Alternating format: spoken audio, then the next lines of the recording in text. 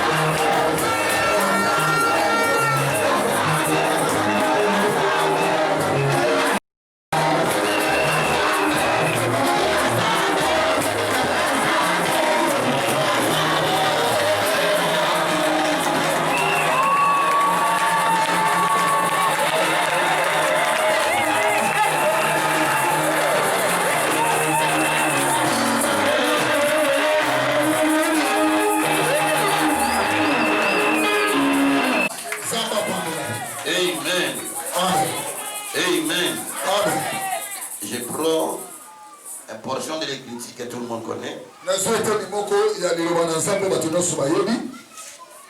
Parlons de la traversée miraculeuse.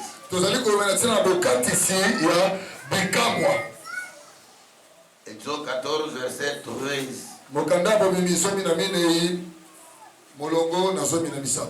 Et nous descendons. Moïse répondit au peuple. Moïse ayanoli na libota na Israël. Ne craignez rien. Restez en place. Et regardez la délivrance que l'Éternel va vous accorder.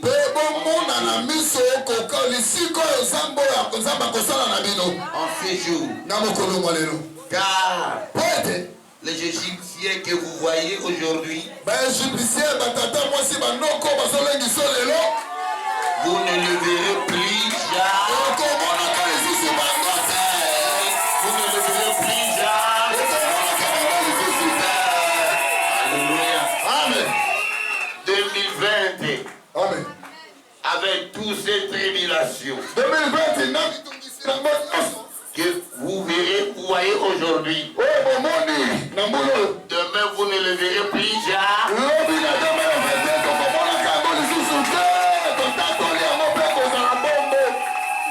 L'Éternel combattra pour vous.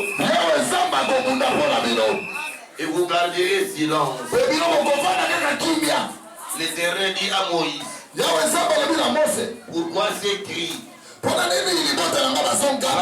aux enfants d'Israël et qu'ils marchent. Toi, lève ta vierge et tends ta main sur la mer et fonds-la. Et les enfants d'Israël entreront au milieu de la mer.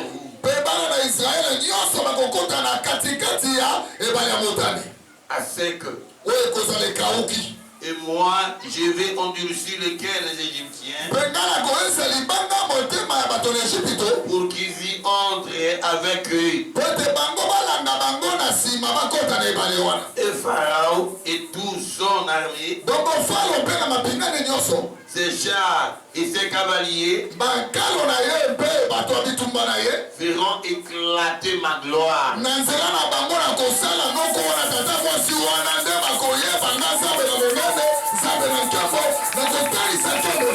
Et les Égyptiens sauront que je suis l'Éternel. Car Pharaon, ses chars et ses cavaliers auront fait éclater ma gloire. Que Dieu vous bénisse qui bénisse ça.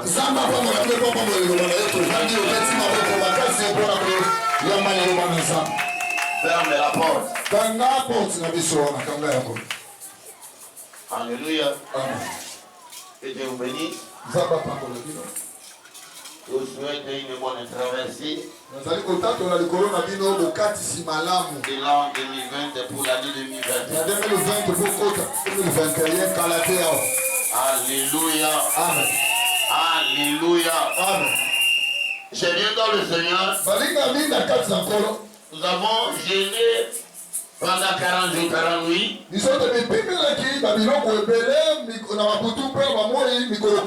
Et nous avons clôturé notre jeûne aujourd'hui. Que Dieu bénisse celui qui avait obéi. Alléluia. Amen. Avant même d'arriver ici, j'ai une état. J'ai quelques heures. En Europe qui avait commencé à gêner avec nous. Ils ont accepté de gêner pendant 40 jours. J'allais prier pour eux. J'allais prier pour eux. Enfin, qu'ils prennent quelque chose à manger. Alléluia. Amen. Pour mettre fin dans les retraites. Si une personne qui est en Europe obéit à la recommandation divine, combien a plus forte raison pour qu'ils sont ici? Et cette sœur m'a beaucoup parlé aujourd'hui. Une sœur qui est résidente en Suisse me dit, pasteur, après avoir géré 40 jours, 40 nuits, j'ai reçu tel message, tel message, tel message. Il arrivait des fois, je suis dans ma maison, j'ai pris sel. Et après avoir prié, senti la douleur de jeûne. Moi je sens ainsi. Si moi je sens ainsi, combien a plus forte raison l'apôtre et tous ceux qui sont en train de jeûner pour la bétitude.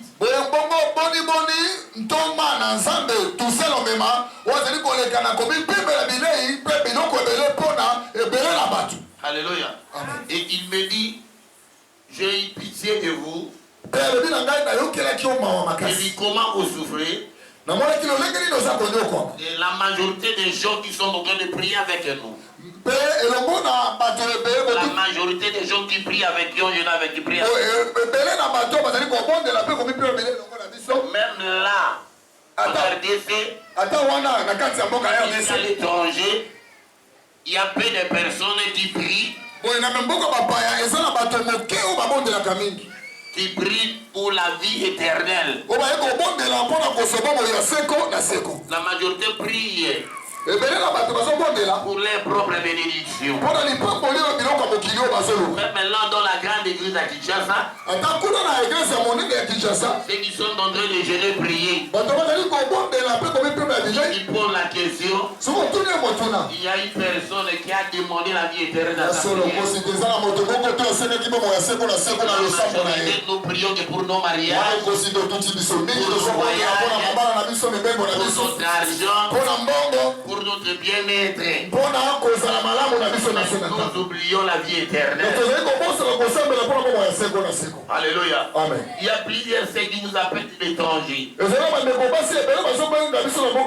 Vous priez pour eux. Vous jeûnez pour eux. Aujourd'hui, les Européens qui sont avec les étrangers de diaspora. Alléluia. Amen. Alléluia. Amen. Il arrive des fois plusieurs vous appellent pour prier. La majorité de toutes ces femmes qui vous appellent, papa prier pour qu'elle soit mariée. Mais elle a lui-même au moins trois hommes qui vivent avec lui. Les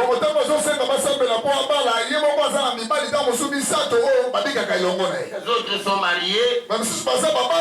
Les autres ne sont pas mariés. Mais ils demandent à Dieu de lui donner le mariage. Alléluia. Mais que fera Dieu? Il lui donnera au-dessus de ses concubines et de ses concubines et de ses copains un mari qui viendra le marier.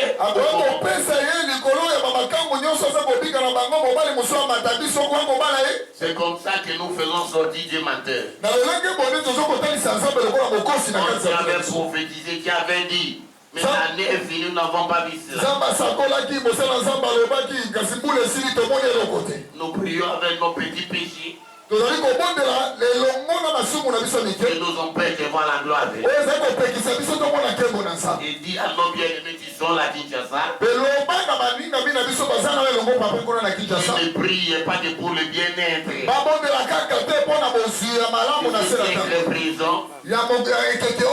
Mais qu'ils acceptent Jésus pour la vie éternelle. C'est le message que notre Sœur José vous a envoyé. Alléluia. Amen. Alléluia. Il y a 20 minutes, je viens de parler avec lui. Il vous demande de prier non pas pour le bien-être de ces siècles présents, mais prier pour la vie éternelle. Tout ce qu'on aura besoin nous sera donné comme des surprises. J'étais flatté du message de la sœur. ne comment ce jour ça peut Si je l'avais béni. Mais n'a pas mon Je dis, il y a peu de personnes qui pensent comme, qui raisonnent comme toi. Alléluia. Amen. Alléluia. Amen. Nous sommes dans le dernier jour de l'an 2020. Je viens dans le Seigneur. Je serai bref dans mon message. L'an 2020 est la première année. Après le contraire. Une année le plus, je ne sais pas comment l'appeler. Extraordinaire. Une année événementielle. Une année qui dévore ses habitants. Alléluia. Amen. Alléluia. Amen. Et dans l'histoire du monde, c'est la première fois de voir une année pareille. Alléluia. Amen. Lorsqu'on se réfère de la Covid 2019, qui a eu accès à 2020, bien aimé, c'est dans tous les continents. Et ce fléau a frappé. Il y a plusieurs personnes qui sont mortes. Et comme la mort n'a peur de personne, la mort a ravagé les Occidentaux. Dans la continent d'Amérique, nous ne parlons pas. Europe, nous ne parlons pas. Alléluia. Amen. Même en Italie, là où habite le pape, c'est le pays qui a eu plusieurs morts dans l'espace européen.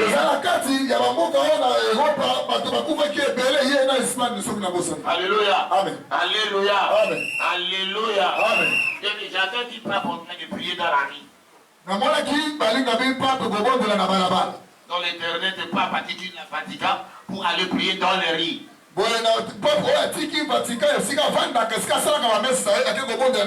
Là, intercédé avec ses collègues. Il a intercédé, il intercédé. Le lendemain matin, il y a eu à peu près 4000 et quelques personnes mortes. Le papa a pris son avion pour aller se réfugier ailleurs. Il a quitté Vatican. Alléluia. Amen. Alléluia. Amen. Tout le monde a peur de la mort. La mort, c'est l'ennemi numéro 0 de ta vie.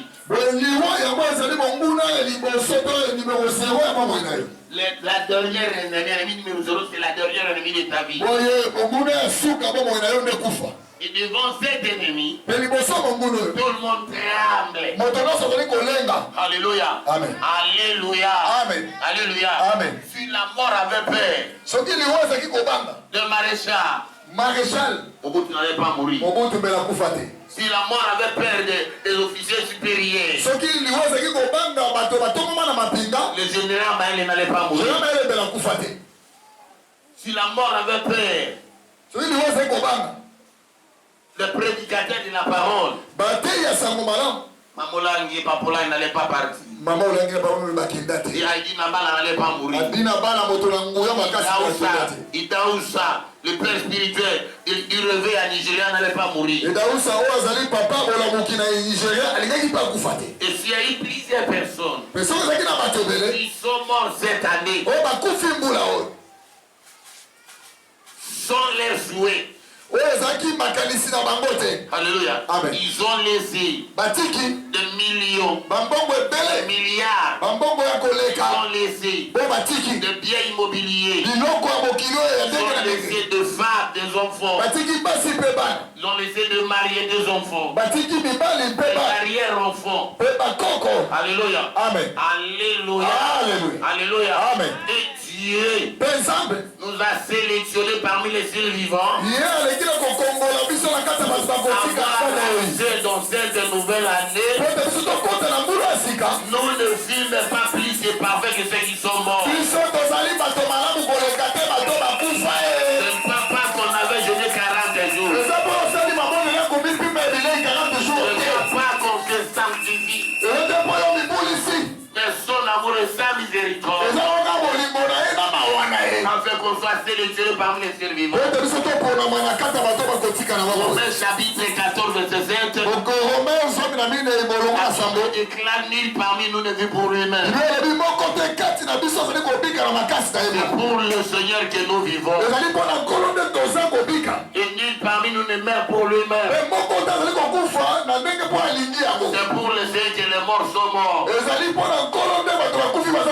Soit que nous vivions, soit que nous mourons. Pour les âmes, nous sommes tous au Seigneur. Nous sommes tous au Seigneur. Alléluia. Amen. Alléluia. Amen. Si tu as survécu cette année, c'est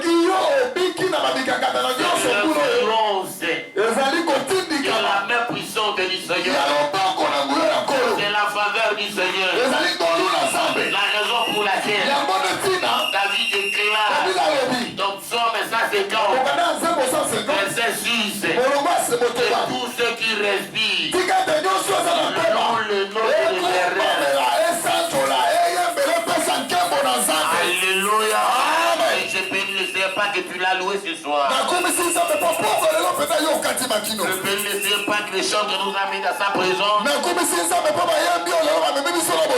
l'avons célébré. Il y a eu un bruit. Il a entendu dans ces quartiers. Il y a quelques survivants. Ils sont en train de célébrer leur Yahweh. Tu leur as donné accès. Au dernier jour de l'année. Pour aller accéder dans l'ange nouvelle.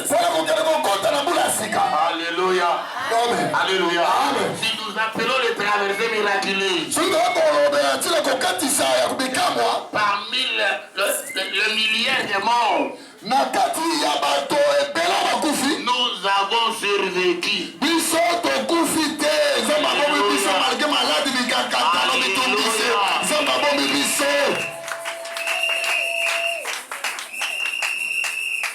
Dieu est merveilleux. Est-ce qu'il y a quelqu'un qui peut dire que Dieu m'aime? Est-ce que vous avez besoin avant que quelqu'un te dise qu'il t'aime, il y a quelqu'un qui t'avait aimé. Le Seigneur Jésus-Christ. Des millionnaires sont morts. Alléluia. Amen. Mais tu te laisses droit. Tu n'as rien de spécial. Alléluia. Présentement, tu n'as rien de spécial. Permets le milliardaire perdre leur vie. Tu t'as conservé. Il nous a laissé vivre. Nous ne sommes pas moins importants. Et ceux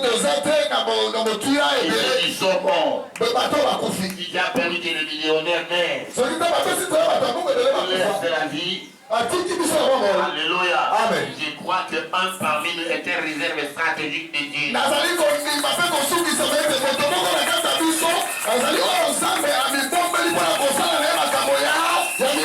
Pour l'innovation de l'année 2021.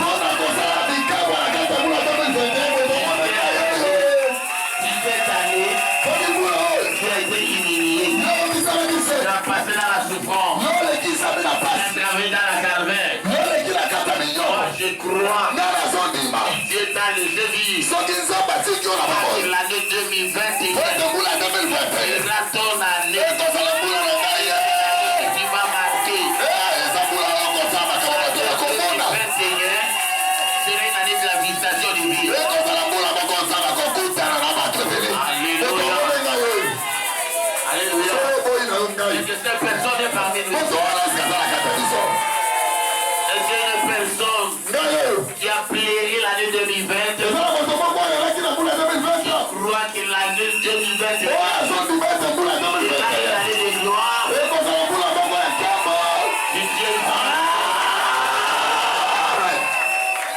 crois.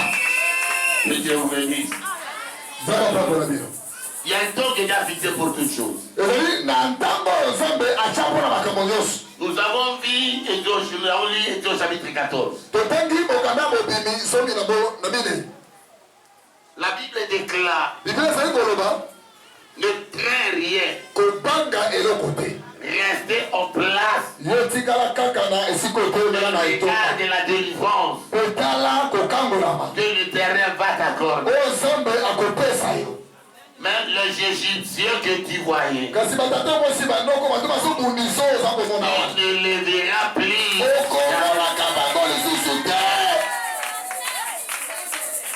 Alléluia. Amen. Alléluia. Amen. Alléluia. Amen. Israël était dans la captivité en Égypte. Ils avaient enduré longtemps dans la servitude. À peu près 400 ans. Selon la parole du Seigneur. Malgré la durée de leur souffrance, il y a un temps que Dieu a fixé pour toutes choses. Oh, cela n'était pas hasard. Un jour, l'Éternel Abraham. Dans Genèse chapitre 15. L'Éternel lui fit voir une vision. Il était en train de bâtir un hôtel à l'honneur de l'Éternel. Et l'Éternel lui recommanda de prendre des animaux et des oiseaux. De diverses espèces. Les coupa en morceaux. Le présenta devant sur l'autel. Et Abraham, sous sa vision, vit un oiseau de proie qui apparut. Un oiseau qui mange la chair, mangeau d'année.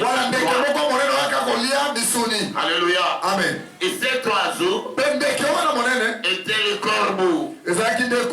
Ou le plein vie. Alléluia. Amen. Alléluia. Amen. Il descendit sur l'autel. Il osa de manger les viandes fraîches. Or, dans la classification des oiseaux, des oiseaux, Dieu est représenté par l'aigle. Comme un oiseau le plus puissant. Et qui vole dans la hauteur. Et ce couteau, il est représenté par la colombe. Dans la simplicité synthétique. Alléluia. Amen. Tandis que le diable est représenté par les corbeaux. Alléluia. Amen. Un oiseau de proie, mais de la pourriture. Il mange de viande pourrie. Tandis que l'aigle mange de viande fraîche. Mais Abraham, après avoir érigé cet hôtel, il mit des animaux et des oiseaux coupés en deux parties fraîches. Au lieu de voir un aigle descendre, il voit un corbeau apparaître. Il n'était pas venu manger, mais il était venu oser démanger. Est-ce que vous comprenez là? Alléluia. Amen. Alléluia. Amen. Alléluia. Amen. Et Abraham fit effrayer par la vision. Il dit que cela veut dire. Alléluia. Amen. Et l'Éternel lui parla. Il était descendant. Ils vont dans un pays lointain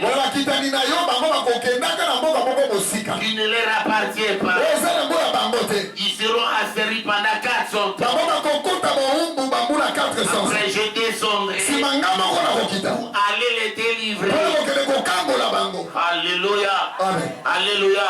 Amen. Et ils sortiront ensuite avec de grandes richesses.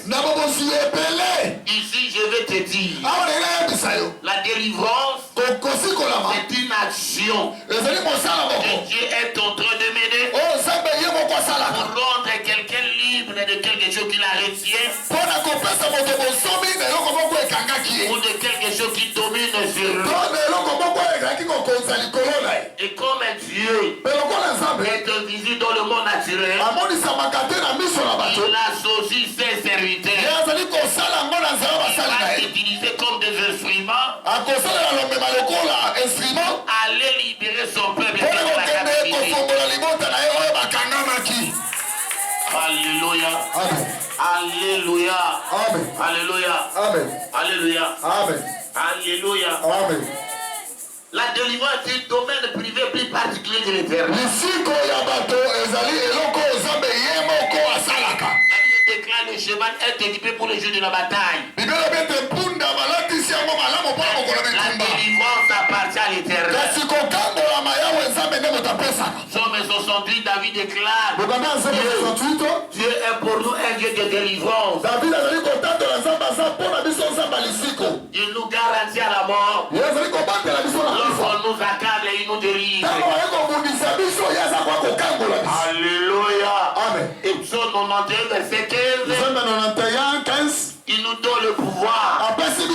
Il invoque moi au jour de ta détresse. Je te délivrerai et tu me glorifieras. Il n'a pas dit invoquer le pasteur. Invoquer l'ange. Il dit invoque-moi le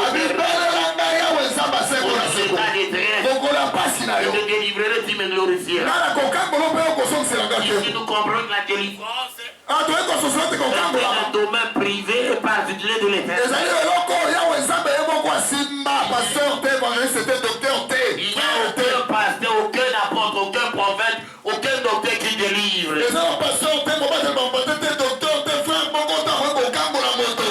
Tu verras un ministre de Dieu. Déclarer venez. Je délivre. Je fais des miracles.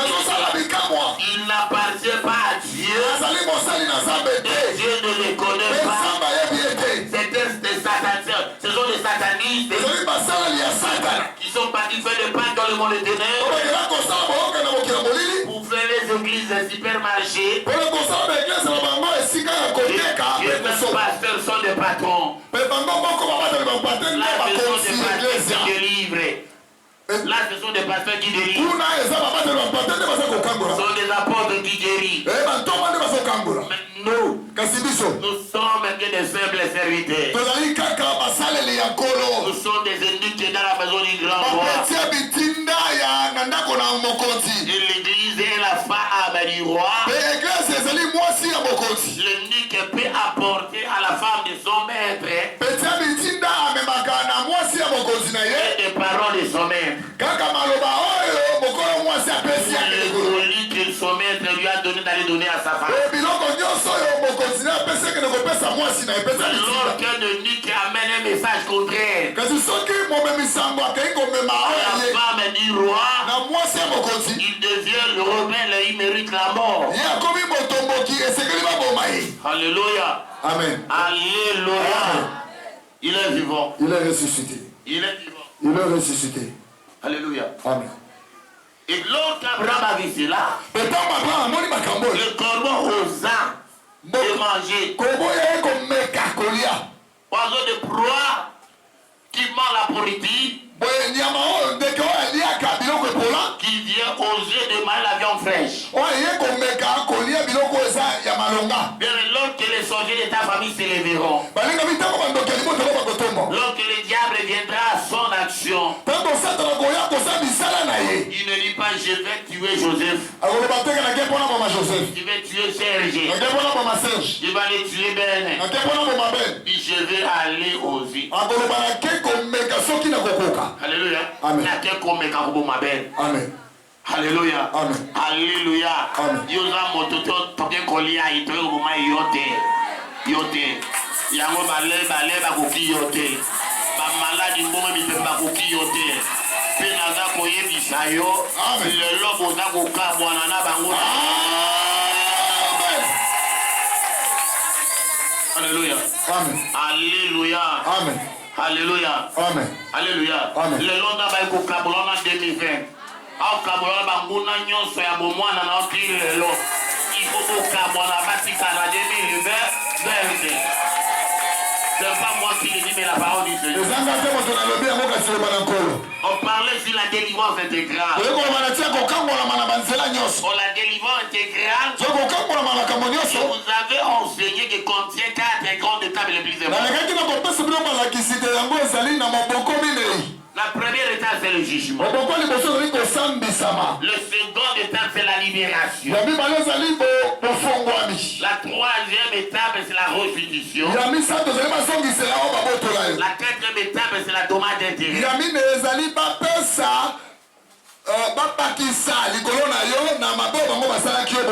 Alléluia. Il n'y a pas une délivrance de main vide. Il n'y a pas une traversée de la main vide. Dieu te délivre dans l'an 2020 pour te donner accès dans l'an 2021. Et il te délivre, il te fait entrer dans l'année main vide. Non. Alléluia. Alléluia. Amen. Alléluia. Amen. Alléluia. Amen. Alléluia. Amen. Israël en Égypte. Israël la carte d'Égypte. Dieu est venu accomplir Genèse 15 et 13.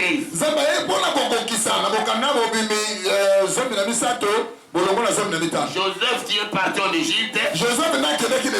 Et il a entraîné toute sa famille israélienne. Après avoir été asservi pendant 400 ans. Dieu est venu visiter son peuple à travers Moïse. Dans Exode chapitre 3. Paris Moïse. Dans buisson ardent. Il dit Moïse. Je vis la souffrance de mon peuple. J'ai entendu les cris qui les font pousser les oppresseurs. Je suis descendu pour les délivrer. Pour les faire monter de ce pays dans un beau et vaste pays. Un pays qui coule le lait le miel. Lorsque Dieu nous délivre dans l'an 2020 de la tribulation, de l'esprit de mort, de la maladie de Covid. Alléluia. Alléluia. C'est pas pour nous amener encore dans une autre année de Covid. C'est pour nous amener dans une année plus supérieure. Dans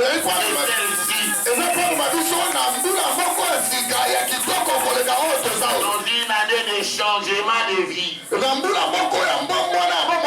année de paix. Une année de gloire. Une année de la visitation divine.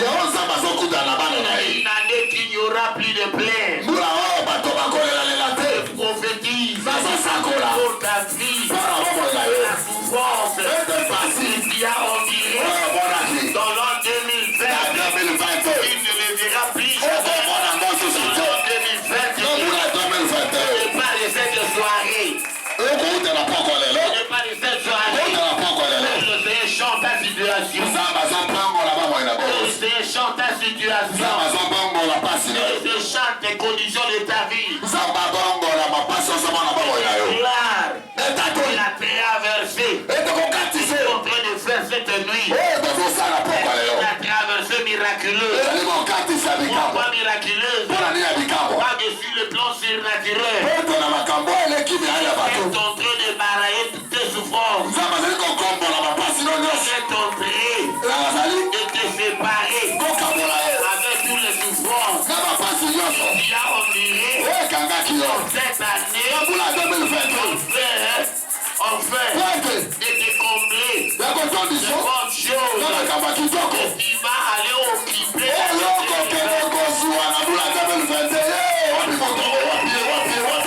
Alléluia. Alléluia. Alléluia. Chaque année 2020. J'ai été célibat. Amen. Amen. Dans la mission qui se Liban et ceux qui le. Encore en 2021. na mariage. Il y a Kati ya Nete. Il y a Debi ya Nete. Là, madame, vous visitez. Les petits veulent ou pas. Là, au Salamaka. Colléguer la bateau. Alléluia. Alléluia. Alléluia. Des fois, toi, tu ne vois rien. Mais moi, je vois l'abondance devant toi. Agar était en train de fuir dans le désert. Avec Ismaël. Un Christou. Arrivé au milieu de la profondeur de la désert, la tribu d'eau était épuisée. L'enfant commença à convulser par la famine, par la soif. Il était en train de convulser. Il devrait mourir. Alléluia. En train de faire crise. Agar a regardé l'enfant. Alléluia. Que je vois, si je ne verrai pas la mort, mon fils il déposa Ismaël dans le désert. Il s'écarta en distance. Elle poussa un cri amer.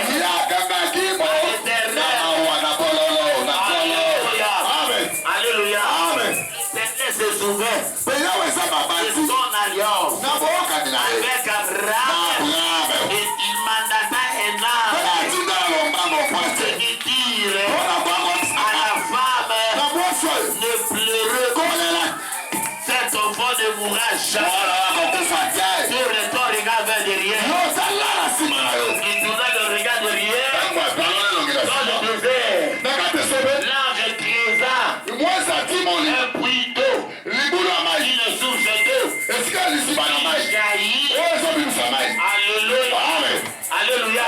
Pour la survie d'Ismaël. Alléluia. Marie, jusqu'à cet après-midi, il n'a rien mis de spécial. Moi, je te dis, c'est lui que je prie. C'est lui que je prie. Il ne passera dans le concert céleste. Dieu veut t'instruire. Il veut t'instruire et te donner des nouvelles directives pour l'année 2020. Alléluia. Et il est prêt de créer une source d'eau intarissable pour l'année 2021. Même l'autre fois tu as un désert.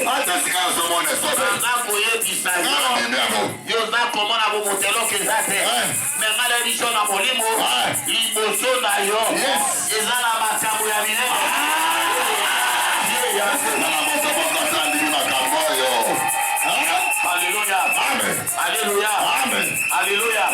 Tu ne me comprends pas. Tu ne me comprends pas. Tu es venu me vide. C'est bon des questions. Je ne sais pas l'action de grâce. Comment? Ceux qui n'ont pas la durée spirituelle, ils se disent on ne parle pas l'église, on n'a pas l'action de grâce. Alléluia. Alléluia. Alléluia. Alléluia. Amen. Et Chronique chapitre 29. David dit, Seigneur, qui suis-je, qui est ce peuple? David que nous puissions t'offrir de pareilles offrandes. Il dit, tout vient de toi. Et nous recevons entre tes mains. Et nous t'offrons. Oyoza lelo eza nzambe. Badina babenga bibembe, mais babenga motunavo. Nzambe. Alléluia. Amen. Lolembo za na sentiment ogango yebelaye eza nzambe. Amen. Eza ba musuna covid na ba hôpital na ba quarantaine bazali. Maintenant batiki on a sentiment malama. Alléluia. Amen. Soko za na tina te. Ndaba nyao di moke na molonga ba kufaki. Loko la tiki on a bon moi. Salomon a vu l'Ecclésiaste, mon ayamboa ya moke, alekilio ya moke. Alléluia. Et il y a encore des références pour ceux qui disent. Je ne parle pas de demain. Je parle ce soir. Un Dieu de la transformation.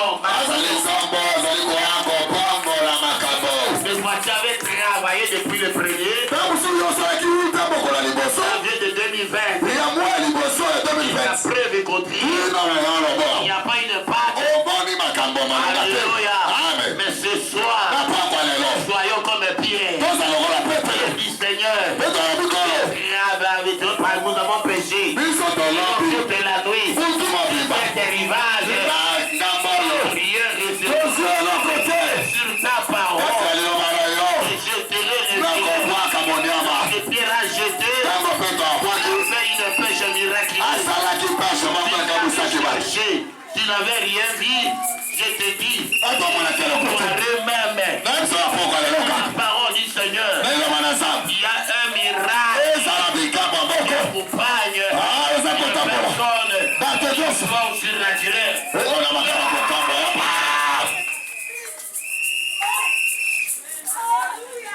Alléluia. Amen. Alléluia. Amen. Alléluia. Amen. Alléluia. Amen. Dieu a envoyé Moïse vers le Pharaon. Ils ont 9 versets 1. Il dira au Pharaon qu'il laisse aller mon peuple. Allez me servir dans le désert. Alléluia. Amen. L'Égypte est l'aliment du monde. Pharaon, c'est la représentation exacte de Satan. Voici l'année de la servitude. On a passé dans la tribulation. On a été dominé par des confinements. Pour la maladie de la Covid-19. La crise économique mondiale, n'en parlons pas. Depuis que nous sommes nés, l'RDC ou les AI a connu toutes les crises économiques. A été toujours sous la crise économique. Maintenant, si des pays développés déclarent la crise économique mondiale, maintenant l'RDC, que peut-on nous parler? Nous avons été asservis par une pauvreté coupable.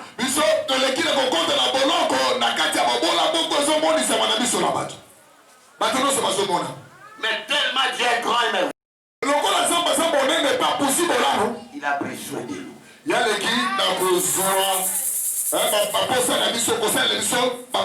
Alléluia. Amen. Alléluia. Amen. Il nous a conservé dans la vie. Aujourd'hui, nous sommes en train de sortir. On a traversé. La sortie est précédée par le jugement. La sortie que nous appelons exode. C'est la libération. Puis la délivrance est précédée par le jugement.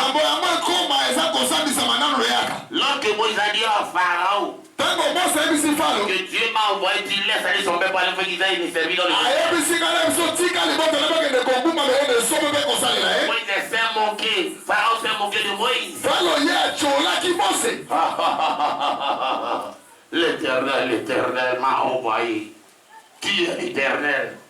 En fait, il me donne des ordres. Il laisse aller se paix. Prouve-moi que tu as rencontré l'Éternel.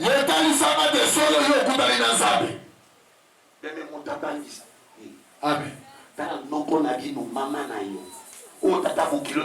Papa Lopango. Aliam donc il t'a le maman Lopango.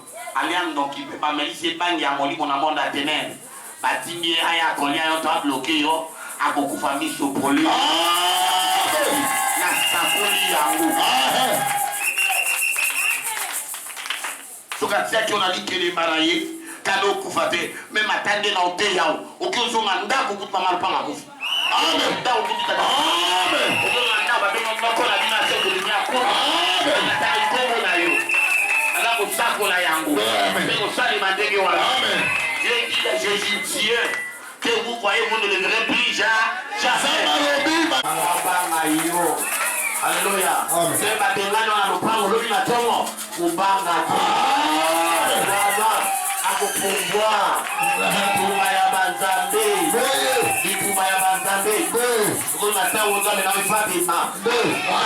nsima spirituel alaka nzoto ya bomotu. Alléluia. Nous voulons ressortir Dieu dans la Bible. Et le présenter d'une manière réelle devant les satanistes qui reconnaissent que nous avons un Dieu. Le miracle, c'est le surnaturel. Le miracle, c'est la passation du surnaturel à la nature.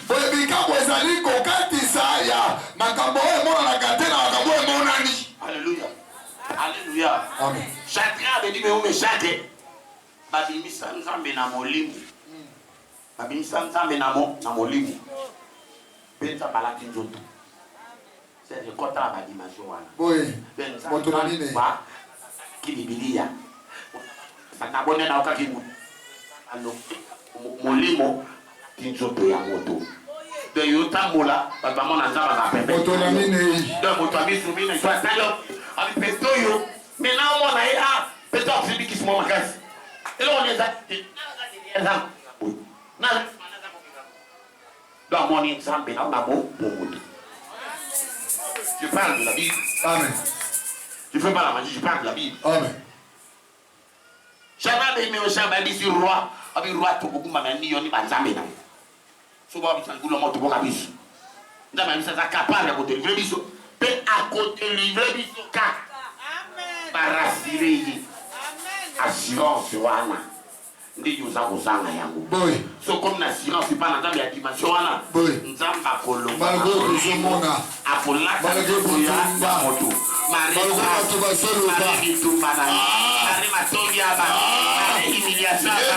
papa sorti autour de l'assurance solo on a le lit de l'assurance ndabalomba kana molima data ndoto ya pas émission vita ngamba eyo haiko consoler. Amen. Alléluia. Amen. Tango royer na tombo on lui monter pas comme ça tout bon 3 personnes étaient na ba die de abi na moni batomi na inakati ya moto sokola misu na clean elongi ya moto na mina e kukani lo na bona nzambe na baona bo na bo andi mate asokola misu abengi bango Shadraka bidi mego meshaki basali na nzambe na bo boy bona nini amoni na misu den donc tata lupango ando mama lupango andoki il faut allo nzamba longaka katena makelele alo sambo parlo langue de akuta man aye maboy na lupango amama nzamba telemi akwe asumba zubi paralysé vie pabi mona mosa na lupango na nzamba talisike mona ye il faut éclater sa gloire. Yes. Alléluia. Amen. Alléluia. Amen. Na boyela na matonge na ofutela mama lupango na nga amokonza bandonye so quartier pe balabala mamulu papa mama wana kwensinga ilongwe na molime comme ya bomoto so na compte na voiture le baby si mon année il faut tomber dans vos places quand pas caler voiture la place encore tena bana lupango na papa mama wana ndako na ezana na na sima aya kokombola veranda nanga mama sangana tingaka kawana na kipaka na ngai pe momo na bondela aminzani mako ifamo na yo pani makuzangani prai na butu na mwana motate na hivi na mapemba bitala na moni ndako na bisane comme étage molai mama na dizamba la chutango kuna sango eveki ne kotia na papa o balata ba eveki balata likolo kasimbi ibanga mo ya bolo monene au kartilenga na butu kwa kitira na atibwe anya kati akitira ngango ka au kartil so atibwe na kebwe so atibwe na kebwe o ngana otala kana na ordonner mabi au nom de Jésus Christ et l'ombaza de kabata ya akoyao na mo motakangi era osia boy motana bwaki dibange kenga batindi kya kwe era kwe akwe boy bwa oge ani na muna segera ni sama bina mamoyo nzamba pe akutani na elombe papa pena bisi ya mwana akaanza ya ndoto mabe loko na mwanza pare dema miloko na ye na tonga ye amataka na veranda tika koloboy mbula te mai te moselu te kiu abalu ko ba beni be mama mo za pembe na pata loke konza abi wale za ya te la ne motalo abalu ya babi ko mama baso mama na baluki na biso moto ko pro ataba ko yaka kwa baluka ndenge wana tata mutali previa longo to molimo ya epilepsy modelo wana mama na buka ni loboko amen haleluya amen akotinda kuwana bibiti baada monaki leo na mamu lobo isali ni tata ne pas pasteur bozanga mawana bato osenga bato bolibisite osala bino akotinda ba moto oto sengi jijima réponse à mama wana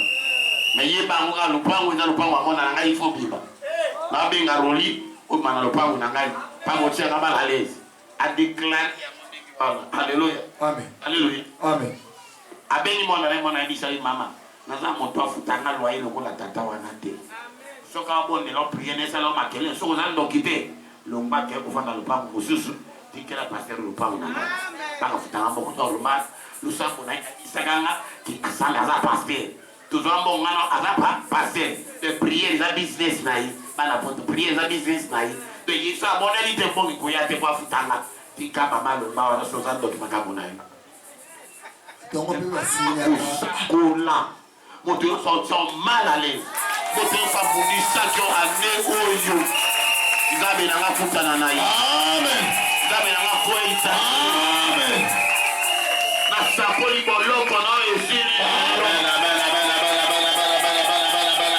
amen mabala nyoso ya motu esili yes na ndelona debi ya nena limame ya moi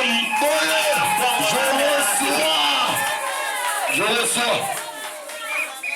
Je prophétise la fin d'état servitude. Amen. Que le Seigneur te prêche. Église son jugement ce soir. Moi, il a exercé le jugement par 9 au plein.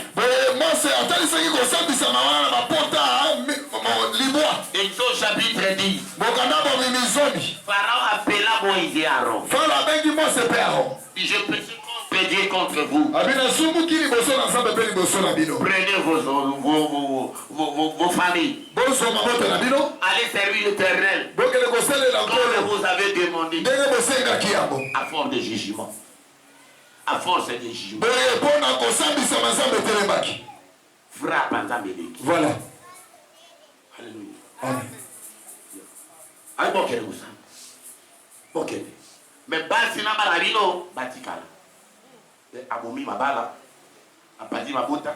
Bino bokele mais basi na balabino ba batikala. Hors délivrance ma boko pa bezala gate. Mama oza ko ma 2022 na bala na yo.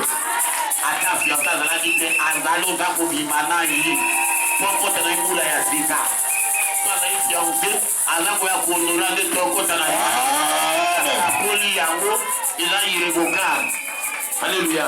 Prière à pas dans Zambie quand des projets bâtonnons surtout au salon 2 ans, il faut péter contre mon sac. Amen, amen, amen, amen. Amen.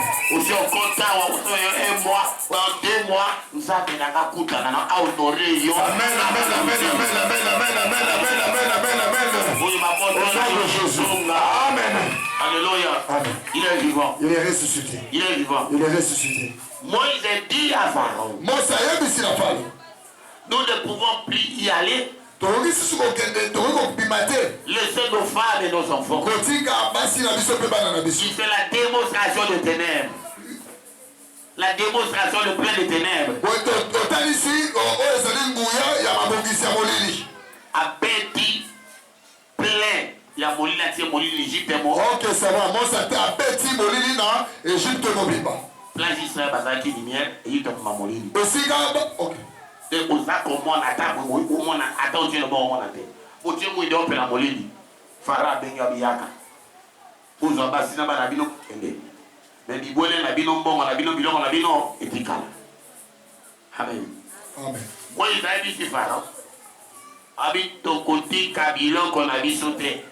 Ata songi alinga ki koti kalate. Bakende kwa dorina mabongo pamba te. na yebi na kati ya biloko wana ni tombo na ya motu ya poto ikotumela onda bebe mbeka so boy kopesa biso biloko na biso loboko na ngambe na nguya ekofo koforsi amen puis kopesa biso il est vivant il est ressuscité moi azoni ngabi seigneur makasi esili na kimawa na kende watu sama bi tani yote ebisa Israël to chapitre 12 bazo apate ba imole amen moli banya ya mona batiti ya bololo na mapa ozangi funi bazo amakila batia na lento sacrifice wana ya mwana na pate ni kwa Yesu Kristo Masia prix de vie finition makila na balento na butu ange na ngenge ya liwa aleki so moni makila bakila oganga oyeza ya nzambe somi ya nzambe plan makila zante akoti abomika ene akufi abadi na ene ya farao ti ene ya nyama ba somi nyonso ya bandi bakufi somi ya banyama nyonso bakufi banyama na matanga ba Egyptien matanga Israël kimia esero alléluia farao auganga prince abeng intendant roi mwana nanga na koyate abeng okuna roi mwana nanga abeng bakke epana roi bino soki batikala wa buto lelo biso bani to kufa bazwi basi na biso bana biso boye komi ya bango nzambe abwa mwana na kabolu ke biso tika bango pakende amen lelo nzambe aza ko frapper bangona na yo kumbana na mboka tata na mama na yo ina Kinshasa ple bateka mabana bomengo misala ple bakanga alléluia alléluia Dieu est en train d'exercer son jugement. Alléluia. Amen. Il est vivant. Il est ressuscité. Il appellera Aaron et Moïse. Il arriva, il dit, prenez vos femmes. Prenez vos enfants. Prenez vos troupeaux. Vos richesses. Sortez à la hâte dans mon pays. Alléluia. J'ai péché contre votre Dieu et contre vous. Laissez-nous en paix. Bénissez-nous. Pharaon a fait des pamboli là-bas en Israël. Ok. Amen. La Bible déclare l'autre qui sortait des femmes hébreues demandant aux femmes égyptiennes aide. Alléluia. Amen. Il y a du solo. Il y a bongo, bawolo. Ma pesi, bango, ba or, ba diamant, ba bongo, loko, la dommage, intérêt. Amen. De temps, on va bima, ba restituer, ba zone si bango, puis bon, na bango. Ba ben leur dommage d'intérêt à ba or, ba vase d'or, ba vase d'argent. Amen. De ba bima qui. Tant ba comme il bosse en mer rouge. Pharaon dit tout qui ba mondé. Batana si ba armée égyptienne et za kolanda les autres là ils bossent à mer rouge tout ça montra traversé et on m'a voulu ça que banda bomba si janvier ba kosi baza kolanda namba teni na edition de l'or kubanga te ba égyptien oyo mona ni bango on commande bango les autres c'est là où je m'arrête alléluia le nom de ce cœur alléluia. Alléluia. Amen. Tata moi je n'ai pas besoin le coup. Non qu'à besoin le coup. Pour qu'à besoin le coup. Il y a des canamabala papa nana. À comment analyse.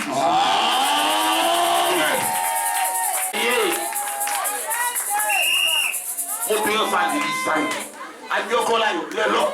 Na qui a plastique comme il bébé à pour. Il faut kangaye. Kangala il cola beto que kangaye pour kangaye. À côté m'a déclaré.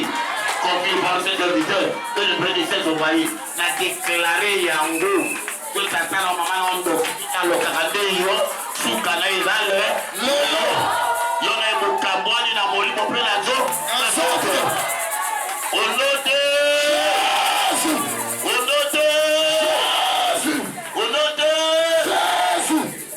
Ésaïe 41 10 les orbites ne craint rien. Ne promets pas de regard, hein? Car je viens à ton secours. Je te soutiens de ma droite, main triomphante. Je te soutiens de ma droite triomphante. Ceux qui te font la gueule, ceux qui te susciteront, qui les cherchera, et qui les retrouvera. Ça vu le terrain, ton Dieu. Celui qui te délivre. et qui te rachète. Alléluia. Amen. Que ton nom soit sanctifié. Que ton règne vienne.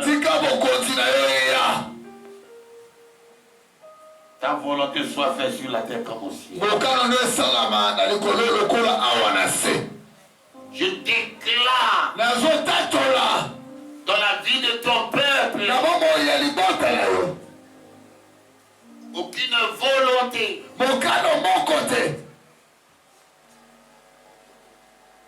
d'ailleurs sera exercée dans leur vie. Car dans la croix tu avais annulé, déchirer l'acte et les ordonnances à laquelle tu avais nous condamnés. Tu as dépouillé toutes les autorités, toutes les dominations. Tu as écrasé la tête de l'ennemi. Par le pouvoir que tu m'as conféré, je déchire tout le mandat de corruption dans les séjours de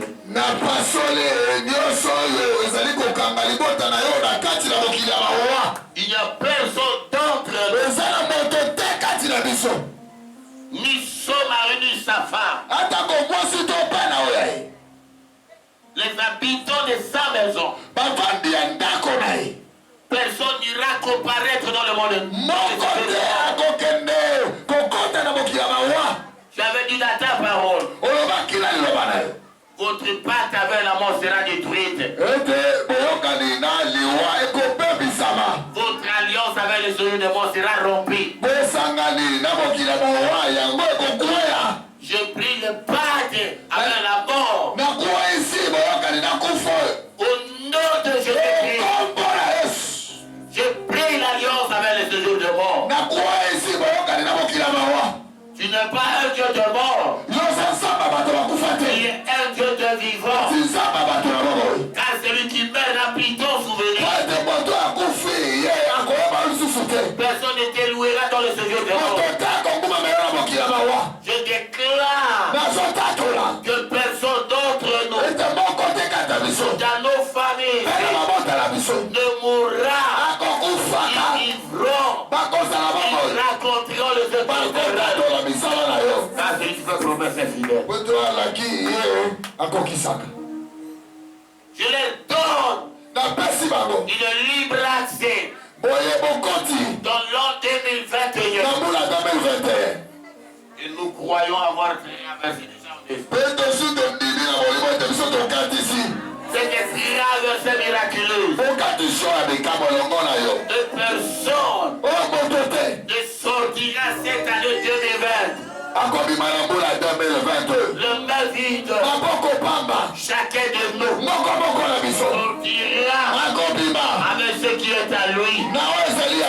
Chacun de nous sortira de sa richesse, avec son argent, avec son meuble, avec ses biens immobiliers, avec son mariage, toute sa famille.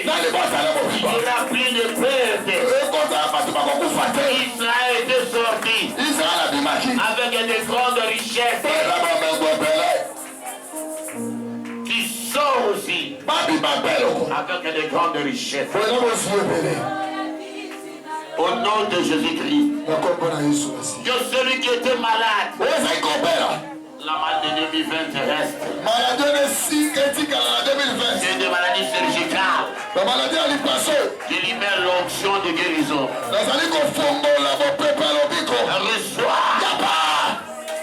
Elle reçoit. Et soyez guéris. Casse par le maîtrise et que nous sommes guéris. Que l'onction du Saint-Esprit te transporte comme un petit églou qui est transformé par l'œuvre.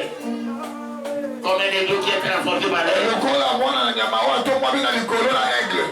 Tu bénéficies de la protection de l'alliance, de la bénédiction de l'alliance, ça combat dans l'an 2021.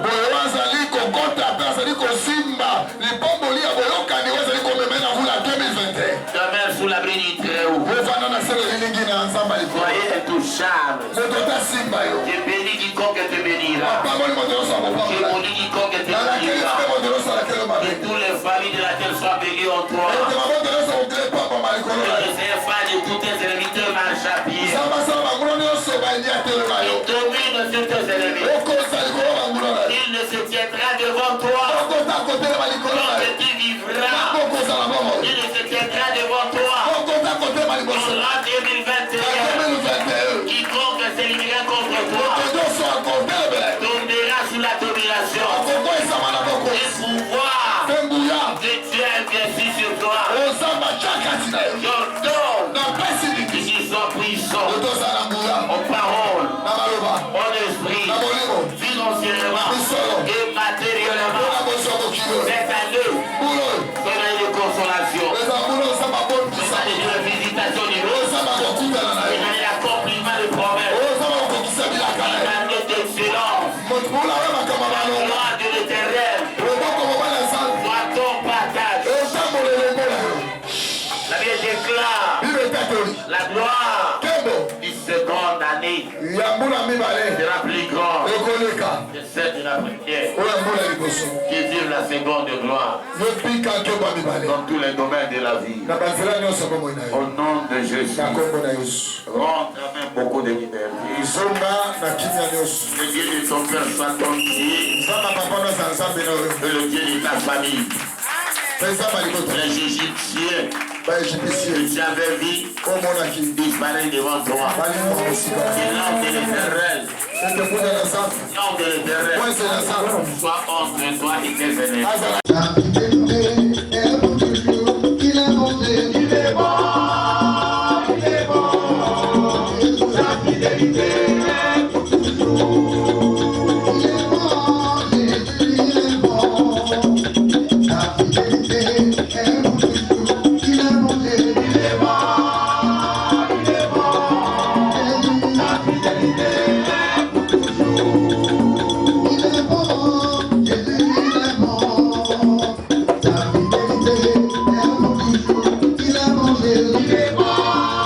Sur la prière de la parole, la sigle MPPP.